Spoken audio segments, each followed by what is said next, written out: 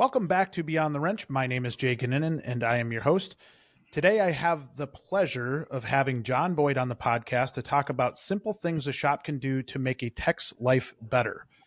Before we get started, I want to talk a little bit about Jon. He is a senior master Ford technician and has been the commercial supervisor for Matthews Ford of Broken Arrow in Oklahoma for 3 years. In Jon's role, he is currently striving to create an equal balance between the shop and its employees. And Jon was just a panelist on a WrenchWay roundtable that we did on flat rate. We had a lot of fun with that conversation, and it was just a really good conversation in general. So after we had that roundtable, we wanted to get Jon on to elaborate more about some of this stuff that we talked about. So Jon, it's great to have you back again for another WrenchWay, I guess, piece of content, but just always a pleasure to talk to you and look forward to our conversation today. So how are you? Oh, doing good. Trying to survive the heat right now. The heat in Oklahoma, I'm guessing probably a little more intense than the heat in Wisconsin right now. Probably about double. We got all the humidity going. We're supposed to hit about 102 today, and the relative, humidity or the actual heat index should be probably about 115 by the peak. Too hot. So let's talk about you to start things off. How did you get started as a technician? What was it that drove you to this industry in the first place? This started as a path of least resistance. I went to school originally through high school. I pretty much had problems through high school when it came to graduating. I was offered a scholarship for Intel, but my grades didn't match their requirements, so I kind of just bummed along for a while. Took a couple of law classes, constitutional business, and really I couldn't sit in a chair long enough to actually sit through the class. So my dad sat there and kind of looked at different things for me to do. Of course, being young and needing some guidance, he found the asset program for Ford. And I went down, talked to the instructor out there, and ended up signing up and went through it. And, well, I mean, it's been good. It's been bad. Path of least resistance brings a lot of challenge, too. So where did you grow up at? Out of Sacramento, California. So you grew up in California, and then you got to walk me through this. Then you ended up in Oklahoma. How does that transition take place? So both my wife and I grew up in California. We both met at a tow company I used to work for. She was my dispatcher at the time, and yeah, well, of course we didn't see eye to eye then. But once we finally ended up talking outside of my employment, once I left there and went back into wrenching, we decided that we both wanted to get away from California. We didn't quite agree with the politics 100%, and they started having the homeless problem. The cost of living was real high. So we started looking around.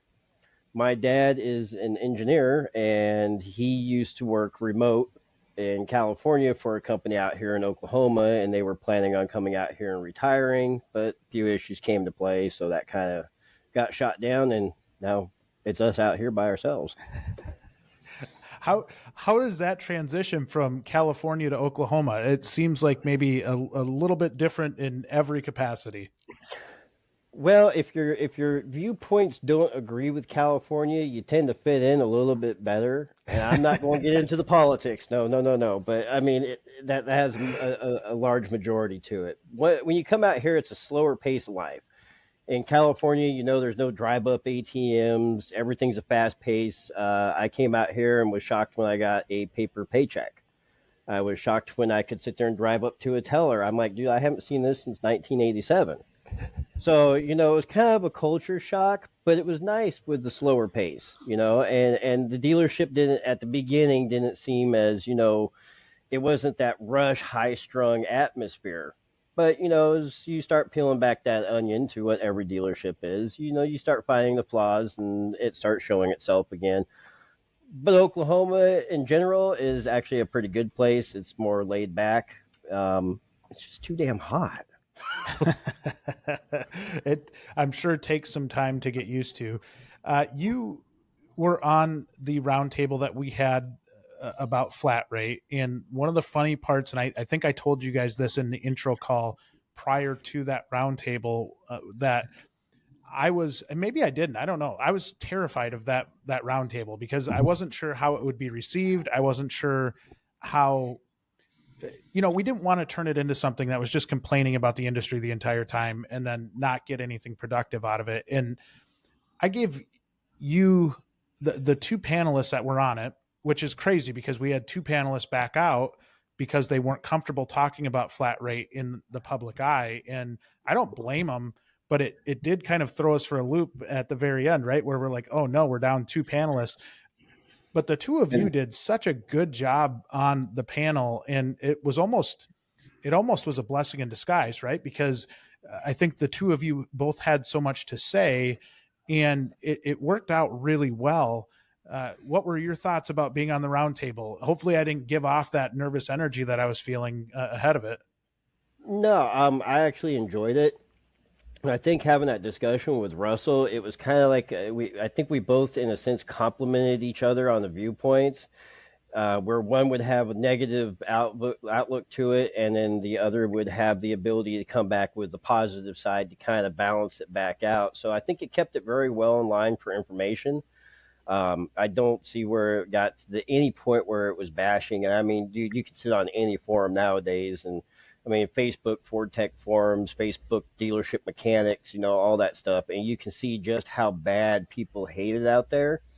And in all reality, like I said back then, there's a lot of misconceptions to flat rate, and there's a lot of administrative side that people don't understand of why it's there, and then they also don't understand the state laws and the labor laws that some states have versus others.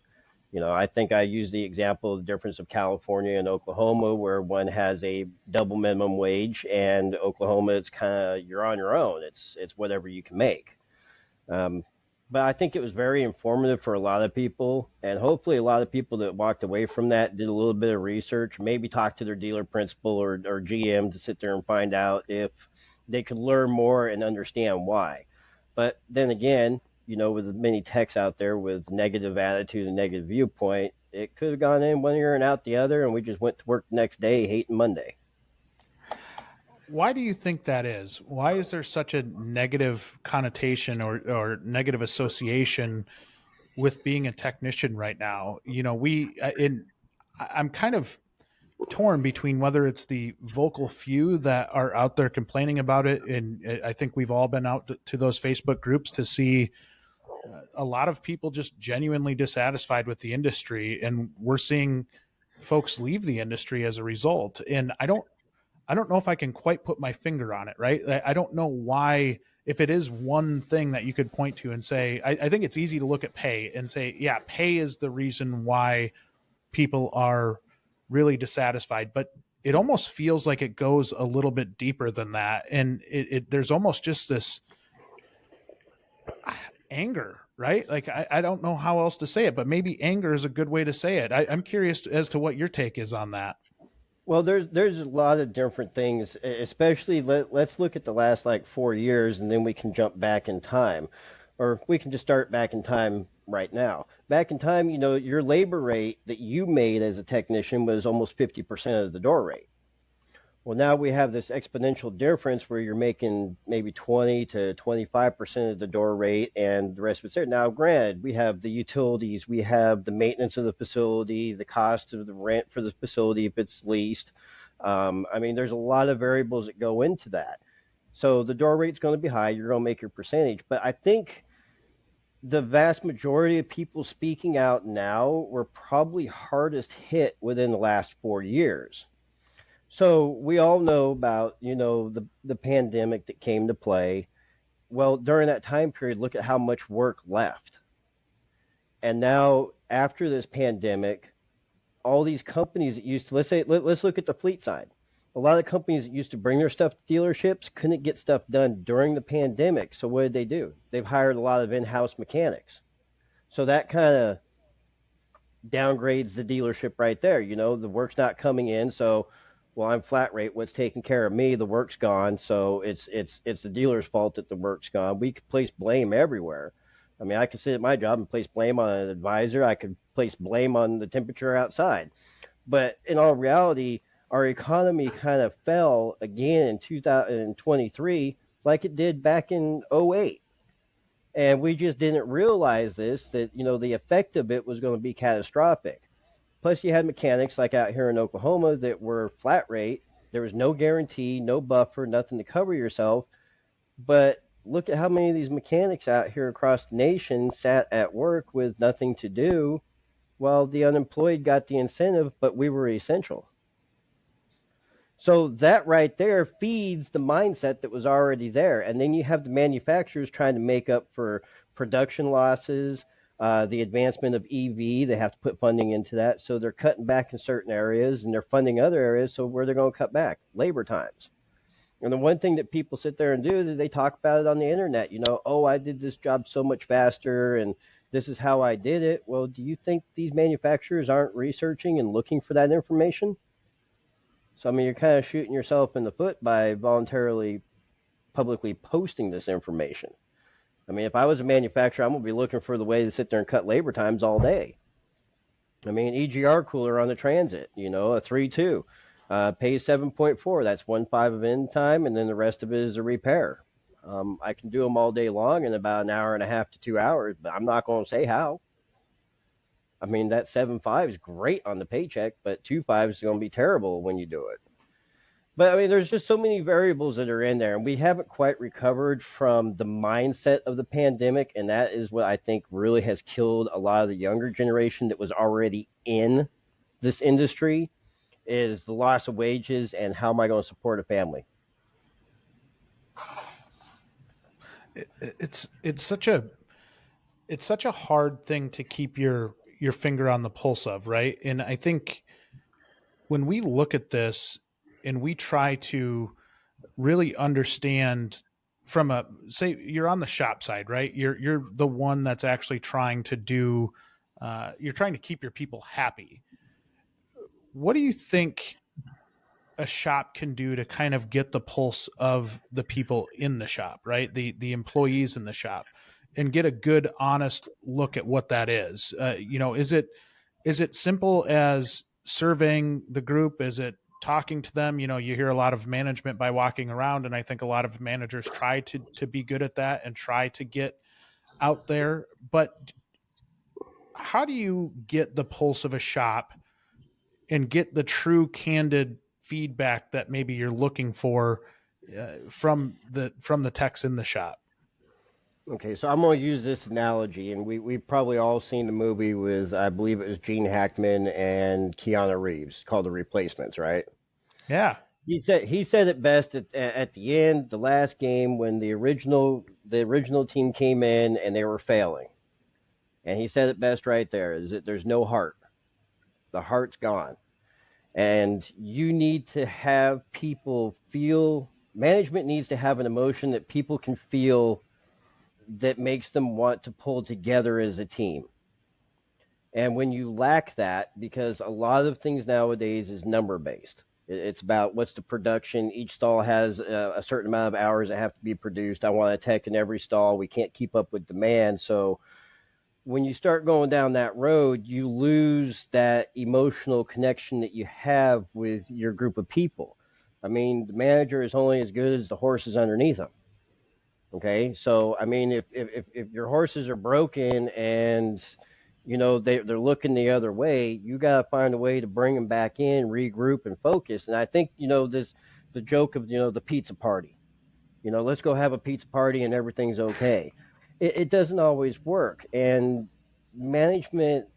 You gotta give them credit for dealing with the numbers, dealing with the irritations, the problems, and everything else on a day-to-day basis.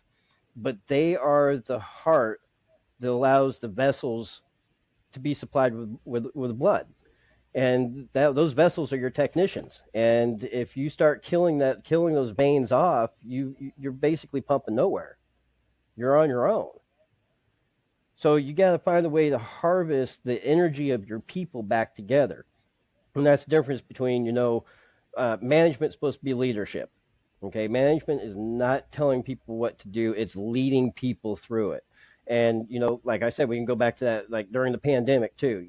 How dealerships treated their technicians during that time, how they took care of them. reflects later on after that.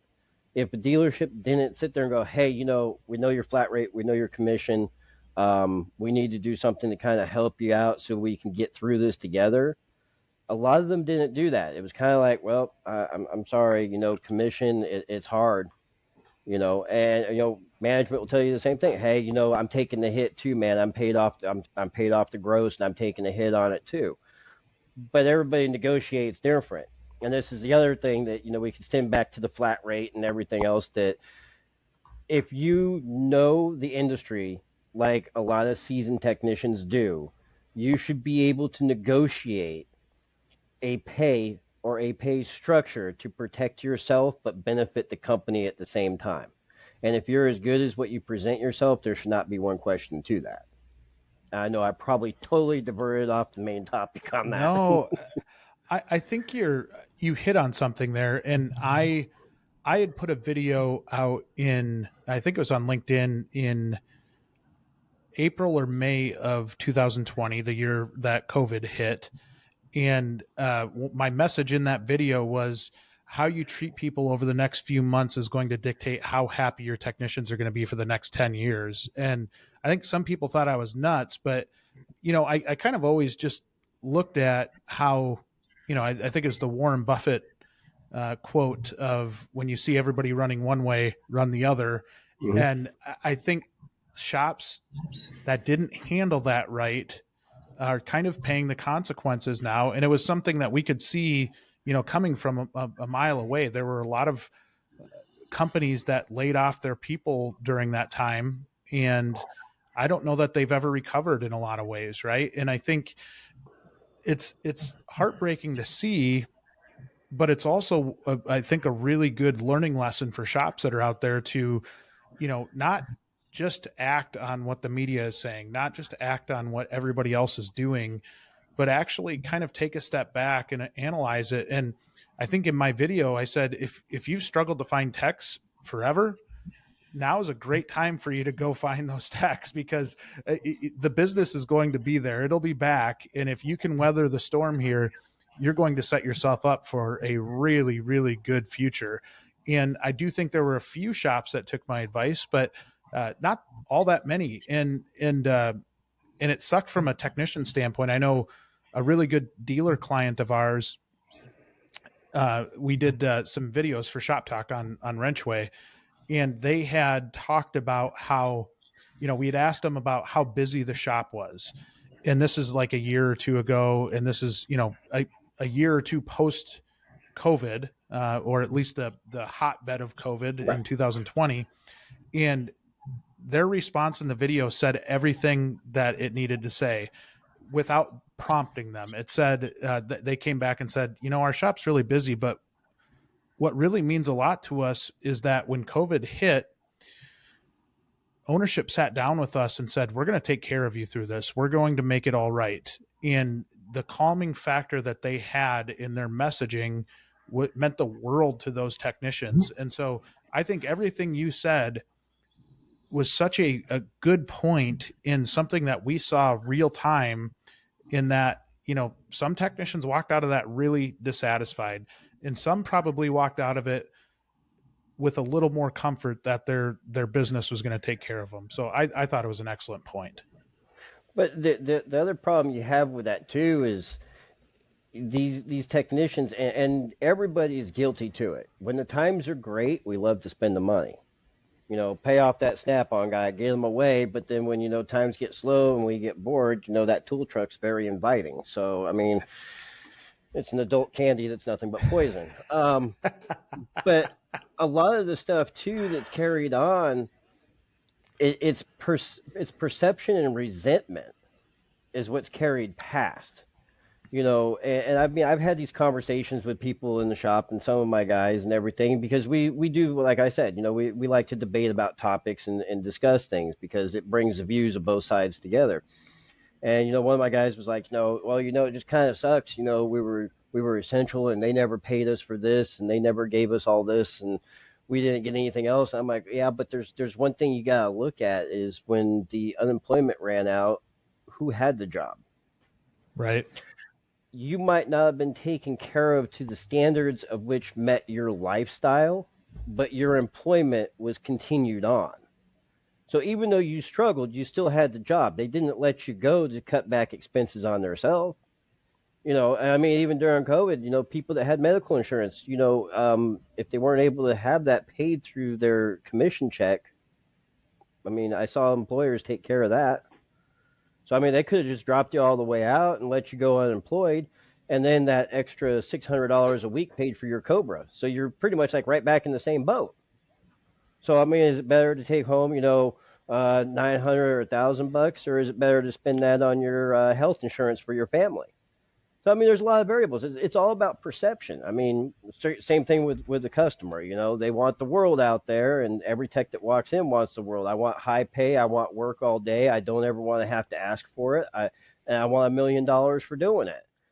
But the perception and reality are two different things, and that's what we need to understand as technicians, foremen, management. We have to understand the perception of where somebody's coming from in order to correct the situation and explain it in a fashion that is understandable to both sides and come to that mutual agreement. In the spirit of promoting all the great talent that we have in this industry, we're excited to announce the first ever WrenchWay Awards. The 2023 WrenchWay Awards will coincide with our first round of Technician Local events starting the week of September 18th. In select cities, we are awarding Automotive Technician of the Year, Diesel Heavy Equipment Technician of the Year, Medium to Large Shop of the Year, Small Shop of the Year, Outstanding Owner Award, Inspiring Service Manager Award, Rookie of the Year Award, Exceptional Educator Award, Best Mentor Award, and Standout Service Advisor Award. Nominations are now open through September 2nd, so submit your nominations soon. Link is in the show notes.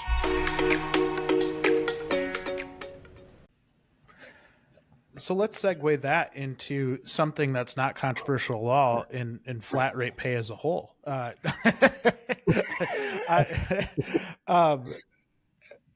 Thoughts on flat rate, and we started the podcast off by saying the explanation was going to be, or the subject was going to be, simple things a shop can do to make a tech's life better. And I think we did a really nice job on that roundtable of kind of pointing some of that out in the flat rate discussion.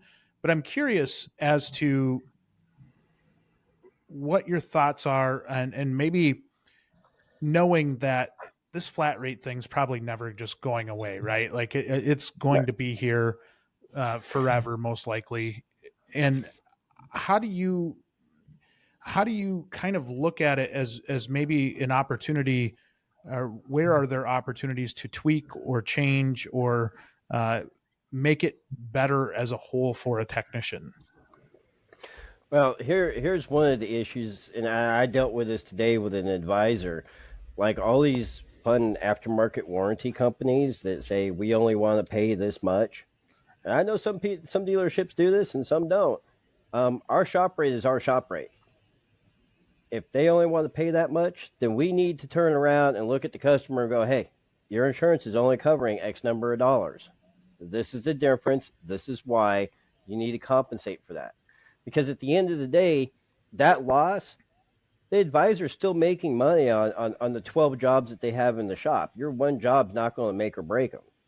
But that one job might make or break you. So we need to start putting accountability, responsibility, and we need to start explaining the expectations to the customer better right from the door. And that will help resolve some of the issues that trickle down from the front to the back of the shop. I mean, that's another thing that goes into the flat rate and the labor rates. If you're always being told that, let's say XYZ aftermarket warranty only pays 0.5 for an oil leak, and I got to spend an hour sitting there cleaning the underside of a diesel engine that's caked with mud and dirt, well, they're not going to pay for that. That's what they'll tell you. But if we explain to the customer, hey, it only pays an hour and a half by your aftermarket warranty, it's going to cost you an extra, half hour for the cleaning and everything else that's above and beyond. Well, guess what? We set expectation. We don't have a disgruntled customer, and we don't have a technician that is, sorry to say it, pissed off at an advisor. and we don't have an advisor. And see, that goes right down to, you know, those simple things that you can fix, which is called communication. Communication in the shop is the biggest key. Well, do you think so? This gets tricky, right? Because when you look at it from a advisor standpoint, I think you hit it on the head there that if they have the good conversation up front or the hard conversation up front, and the customer still has an option to pull it, you know, their vehicle out, right? Then you avoid something bad happening in terms of that communication. I think that's what you're trying to say with the communication side is like, if you just you're going to have a hard conversation one way or the other, you may as well just have it up front so that, you know, it's much less hard at that point if you're actually having that difficult conversation there. But Well, I it think goes both ways. yeah, go ahead, John. Customer to the advisor and the advisor to the technician. So I mean, it's in both directions that you have. You know, it's a hard conversation with the customer, and you know, I mean, I get it. There are some of those clientele that, you know, just don't have the money and they're banking on that warranty to help them out. You can take that into consideration, but it would be nice if an advisor would pick up the phone and go, "Hey, this is a situation. I know it happens once in a while. Um, she's like an 80-year-old grandma. She bought this car. She bought the aftermarket warranty. She really doesn't have the extra to pay for diag and the extra hour for the repair. Can we split the difference?" And even at the same time, and I've done this, is just the labor rates out just to make the math work, so the customer's taken care of, the tech gets the job. I mean, okay, so you take $10 an hour less on the labor rate, we all win. But if you're going to stand your ground on it, of this is how much I make, but see, that goes back to people's paychecks. You know, it's the pay plan as to how people deal with other people. You know, like I said, an advisor, you know, I get paid off the net. Management, I get paid off the gross.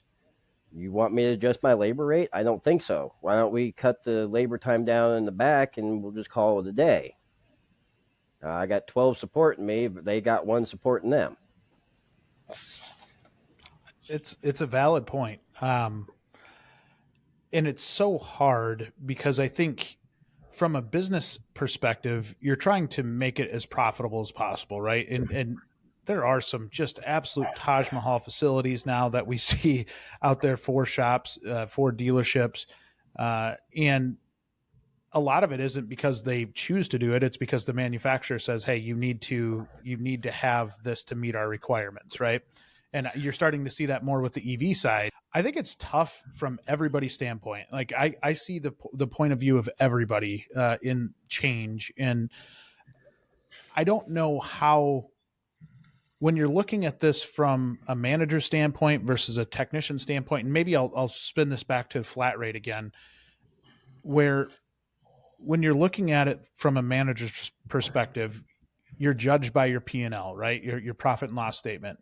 Yep. And so you go to the ownership group or you go to the executive team and you present your P&L each month. That's what you're judged on. And so there's a lot of stress there. There's a lot of stress with that service manager because they kind of get put between the techs and maybe a fixed ops director. The service advisor is seeing all aspects of it, right? They're dealing with the sales side, they're dealing with the customer side, with the technician side, and they're doing it kind of on the front lines. And then the technician's the one actually doing the work. And so I think you struck a chord with me when you said the communication is a really easy way to make the technician's life better. And it's so easy to say, but so hard to do, right? The communication side to make sure everybody's on the same page is probably the most challenging thing in business. And it's because you have different personalities and you have different expectations.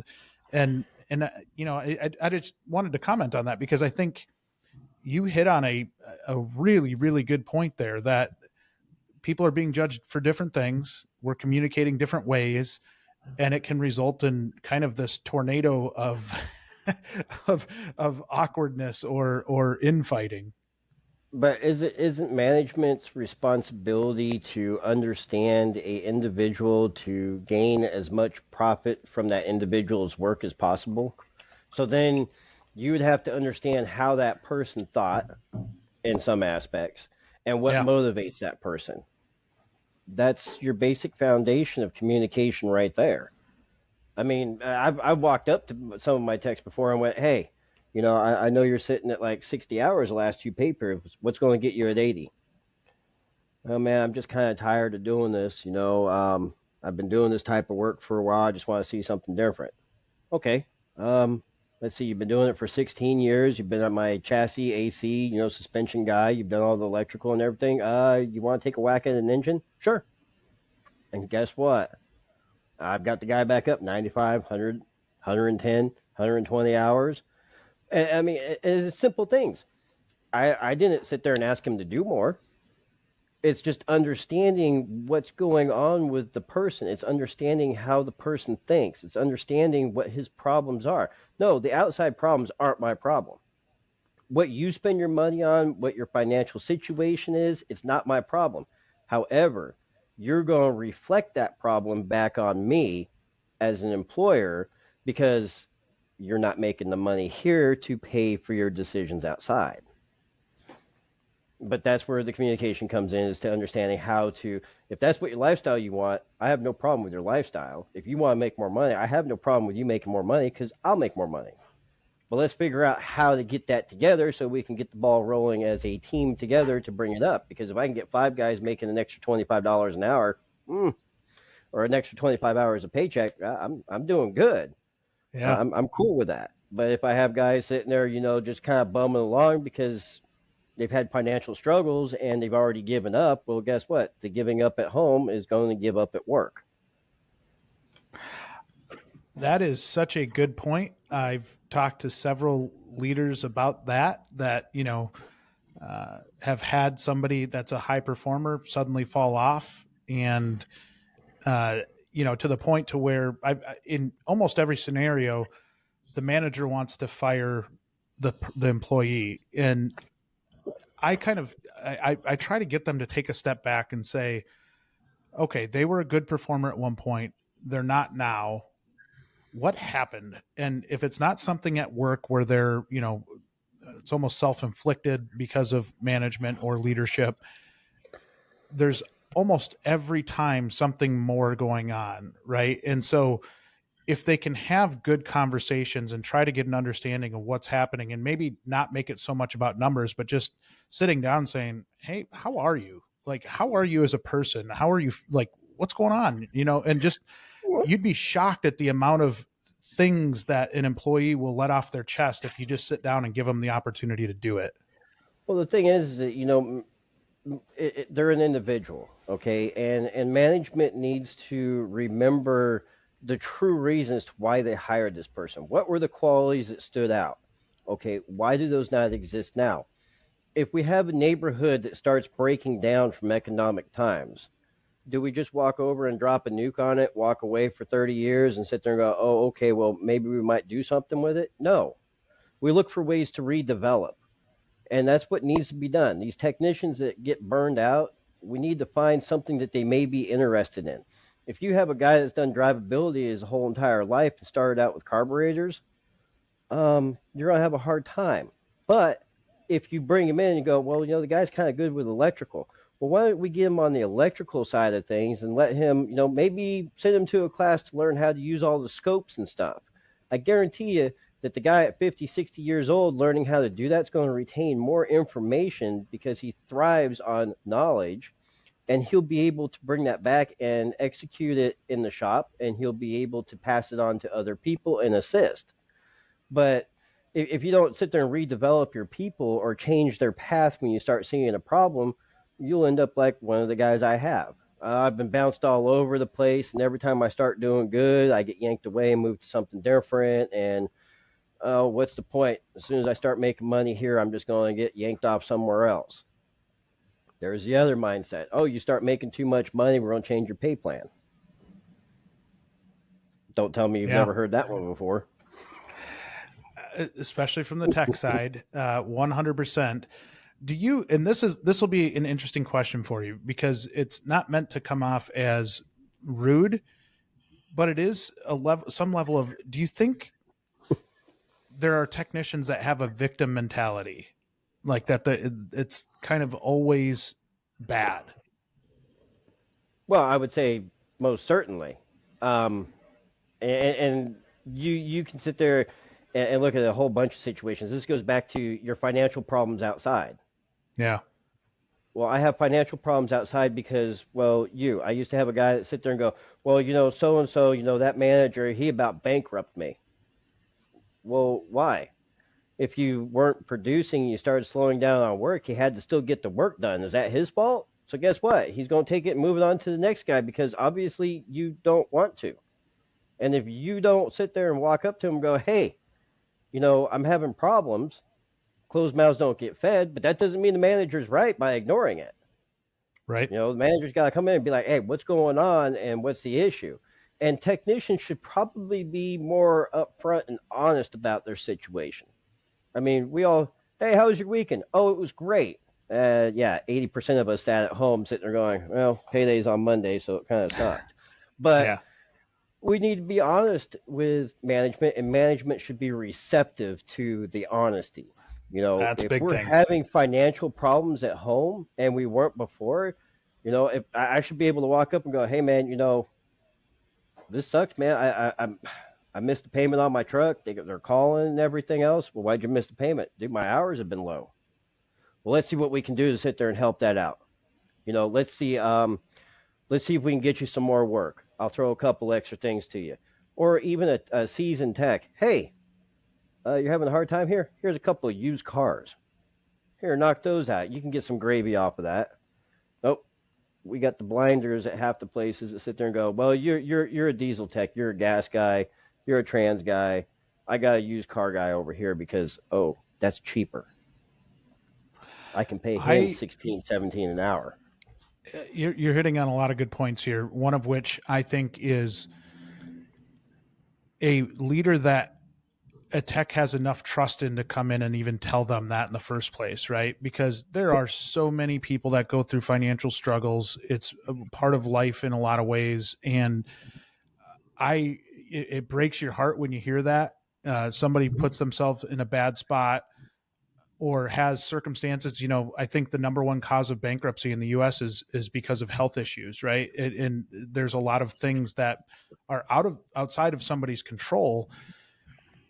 But the amount of trust you could gain with a tech by sitting down and not having that conversation and going and telling everybody about the financial issues that one of your Yeah. individuals is having, there's so much to be gained there, and you can build such a strong relationship by just hearing them out. And hey, we all go through really tough times in life, and the more you can sit down and try to help somebody out in those scenarios, I just think there's so much value not only in trying to help them get through that, but then seeing them come through on the other end of that, right? And if they are battling those financial struggles, it might be easier for them just to get up and leave the dealership or the shop and go somewhere else, that where they get a quick pay raise or maybe a signing bonus to where it takes care of their short-term issue, but it doesn't take care of the long-term issue. And I think that's where maybe I love when a shop brings in a financial educator to work with their not only techs but the entire team Right. to talk about something. But man, what a good point that was. That is solid. It's just, I mean, it's something that we all see, and especially after 2020 and 2021, the recovery of all that, a lot of us got hit hard. But at the same time, you also got to look at it too. We're a bunch of men typically. I'm gonna say typically. I don't want to get yelled at later for this, but typically we're a bunch of men, and we tend to, and this is a problem. We all have the same mindset. It's my problem. I'm not going to talk about it. So, I mean, like I said, if your closed mouths don't get fed, if you have a problem, it'd be nice to actually have somebody that you had to report to that was kind of your leader that you could sit there and actually have an open conversation with without the fear of the guy next to you knowing. Just be like, like you said, straight up honest. dude, I'm having a hard time. I need more. I can't support my family. I need more. I mean, a lot of these places, some of these dealerships are closed on Saturday, but have like a quick lane or something. Hey, why don't you come in and bust down on a Saturday? I can't pay you your $40, $50 an hour to change the oil, but I could cut you 20. It's not much, but it's some extra. Or, dude, if we got a whole bunch of work, I'll come down on a Saturday. Maybe we'll get like 3 or 4 guys here to catch up on some work on Saturday, and I'll come down and open up the shop for you. I mean, there's a lot of avenues that would create a higher amount of respect looking upward instead of looking down. I such good advice from you there, because that really resonates with me when you're saying that, to just sit down and have a good conversation. I mean, and really have a human to human conversation, right? Like, everybody goes through stuff. Being able to get on the same page and work together towards getting them out of a mess, I think is a big thing with a leader. Technicians, are you looking for a new job? Even if you're just casually looking, you need to check out Reverse Job Posts. Reverse Job Posts flip the traditional job board around. You fill out a short questionnaire and let shops reach out to you with questions or job opportunities. No resume needed. The best part is all of your contact information remains anonymous until you're ready to share it. It's a great way to explore new job opportunities, and it's completely free. To create a reverse job post, simply download the free WrenchWay mobile app or visit WrenchWay.com and click on the reverse job post link. We've also included the links in the show notes. Let's talk about some other things that maybe shops can do to make the lives of technicians better. One thing that I believe you had mentioned in the webinar, or maybe in some of our other conversations, was the importance for something as simple as tool organization or updating scanners or whatever. Talk to me a little bit about that. When a shop's looking at this and I'm saying, hey, John, I want to make your life really, really good. How do we do it in that manner? Oh, I mean, we're talking about like an electronic locking system that you have to check out each tool. We're talking about the oil pumps right in front of your stall and a nice rubber Super mat. simple. Yeah, I mean, that's easy. No, I mean, there's a lot of things that could be done. My belief, even though it's not a parts department responsibility, I believe that, some of the things that could prevent, and all these dealerships have it, tool loss, is the parts department be in charge of check out, check in. Kind of like an AC machine, how many shops go through $1,000 worth of refrigerant during the summer unaccounted for? Probably quite a bit, but if parts had control over it, they would check it out, they would check it in, record it.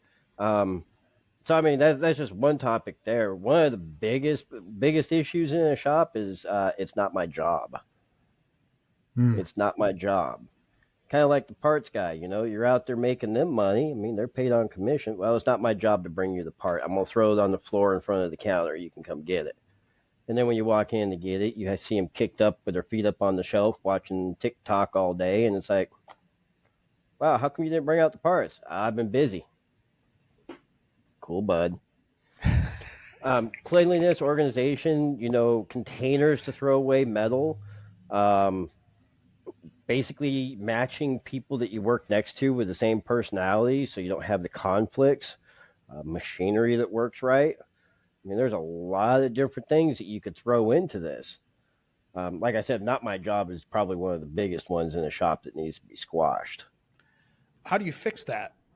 Because I think it comes from all areas in a shop.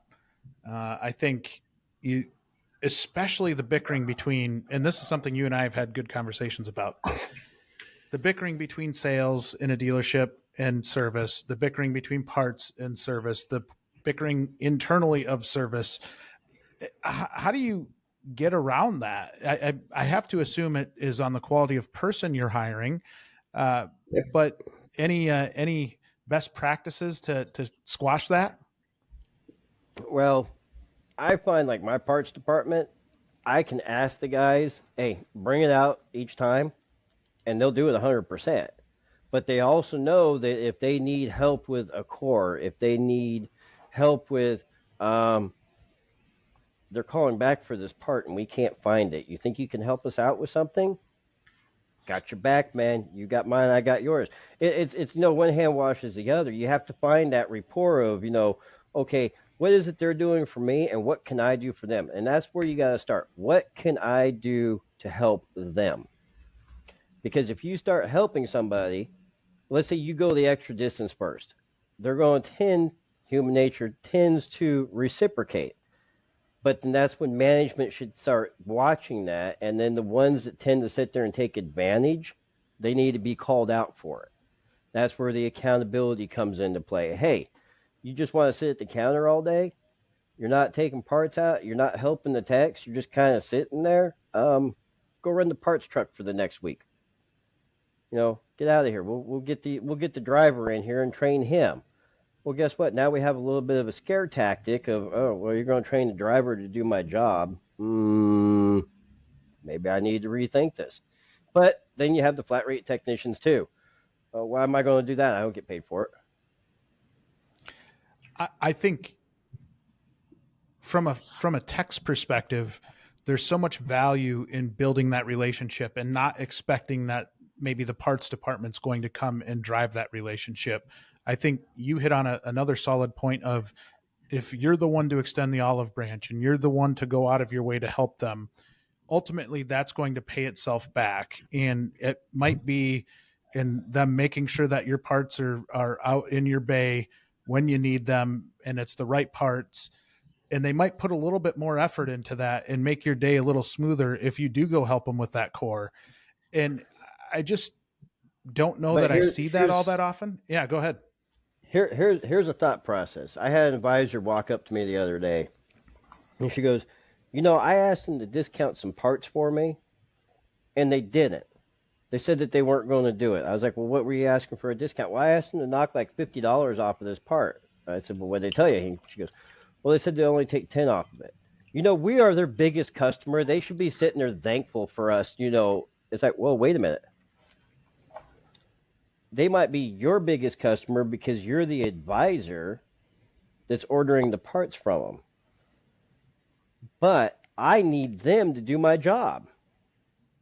Yeah. If I don't have the parts, just like if I don't have the customers, I can't do my job. If we start realizing that we rely on each part of these or each of these departments together, everybody relies on these departments equally. An advisor relies on parts to have the parts for the tech to sit there and put the vehicle together so they can get the money from the customer. A technician relies on parts to get the job done so they can get paid for the job that they completed. The technician's not going to sit there and go look up their own parts. I mean, there's some that do. I mean, I do that myself, but that's only to help the parts department when they're busy. But in the long run, what happens? Hey, look, this guy, he doesn't want to pay for the job. He says it's cost too much. Can you help me out on maybe like, I need like maybe about $150 off of this fuel system. He said he can afford this much, but I'm going to try to push a little bit. So can you give me about 150, $200 off of the parts? Sure. You're going to take care of that too? Yep, I got you. So I knocked down the labor rate, $10 an hour. They knock down the parts. Guess what? Job gets sold. But if you don't have that business working relationship, which is, this is a business, it's what it's all about. It's about making the money and working together. If you don't have that relationship, you're fighting against each other. But, these competitions too kind of promote that, the Department of the Month. Oh, yeah, well, I stuck it to you because I charged you double for the parts. Yep. Oh, yeah, well, I stuck it to you because I went around and I ordered the parts myself. Oh, yeah, well, I charged you $200 in freight. I mean, dude, it's like, it almost sounds like at the end of the day we're suing each other and we all are in the same building. I mean, it makes no sense.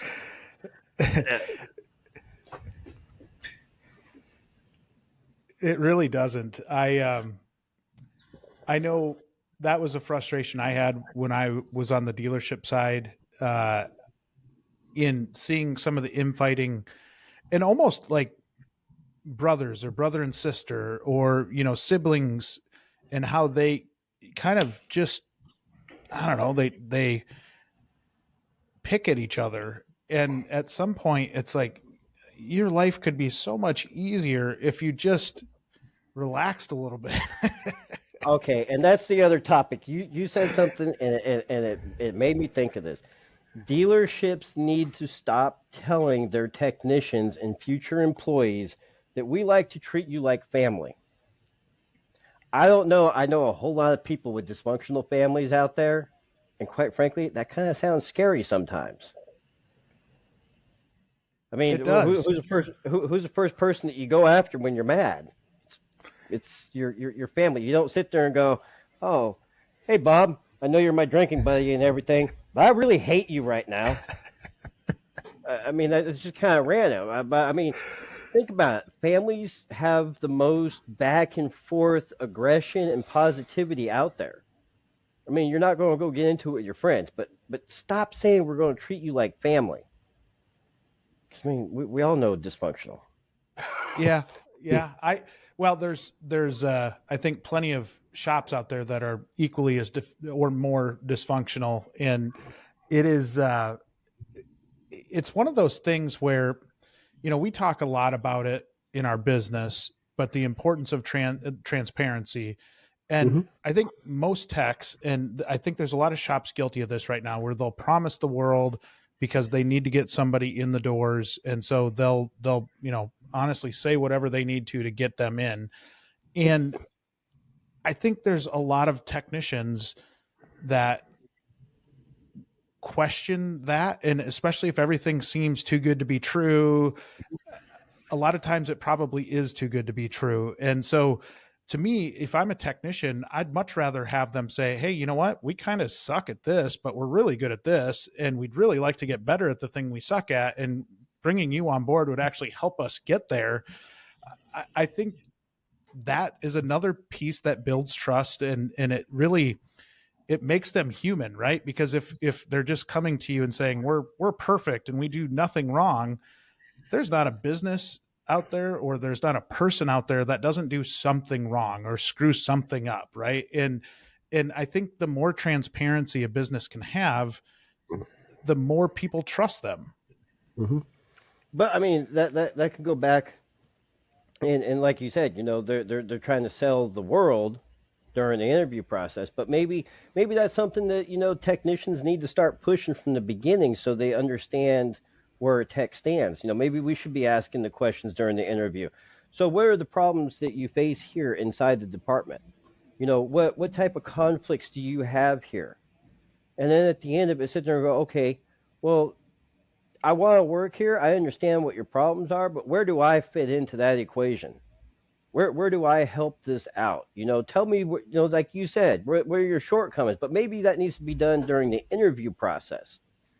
And I think that would kind of change the mindset during that, because instead of looking at a guy going, look at this. Hey, cool. I got this warm ass to fill a seat. This is more like, hey, I got somebody that actually wants to contribute.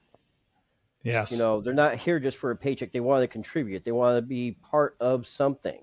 That's why I said drop the family thing. Stop saying that we're all family here, because we're not. We need to be honest. We're a corporation. We're a business that we're trying to pull in as much contribution together to make something. Okay, that's what we are. Let's be honest. We are contributing factors under one name, under one building, trying to make something work. That's what we need to start saying. Do you think that shops are forward enough with how the business is doing in terms of financially, or maybe that's not a good question, but more so, are they getting better at explaining the business side to technicians? Because I think in the past it was a lot of, you stay in the back, we're going to stay in the front, we'll work together. But there's a lot of, I think, misinformation out there amongst techs as to how a business runs on the front side. And it's always been my opinion that whether it's a dealership or independent or fleet or whatever kind of shop it is, you'll be miles ahead if you sit down and help a technician explain the business and really help them understand the business and how you make money and what the margins are, and really, again, that transparency in numbers can really be helpful for a technician to understand. Do you think that's getting any better? I'll play devil's advocate. That could also sit there and hurt the Please do. situation too. Yeah. I mean, Yeah. if a technician realizes that, I'm only making this little tiny percent of something, well, where's the value in it for me? I mean, so that could be just as detrimental as beneficial. The problem that you have, or I'm not going to say the problem because this is also hypothetical too. A lot of Yeah. the problems that may be out there is that you have the technicians that leave the dealership, go try it on their own. Oh yeah, I ran my own business. This is how it works. I have this idea in my head because I did it for 3 years. They know, so they spread their ideas throughout the shop.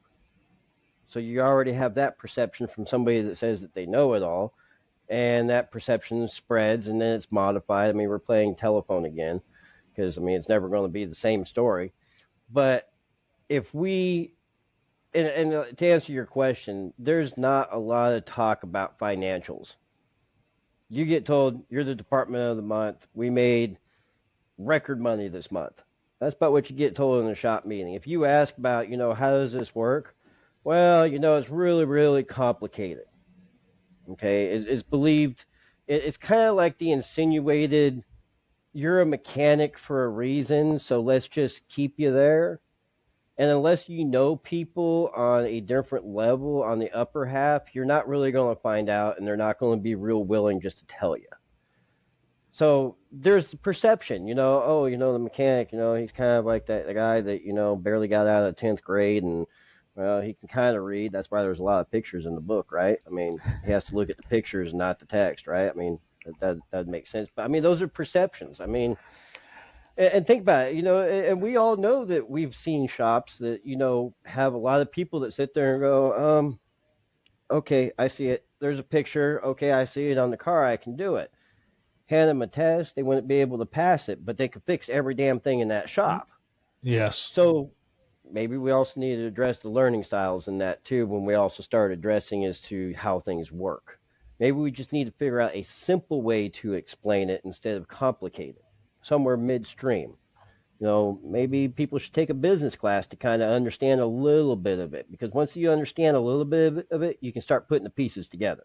It starts making sense. It's when you're absolutely clueless and you put your head in the sand going, it just all sucks, that you won't ever understand to have that bad view of it.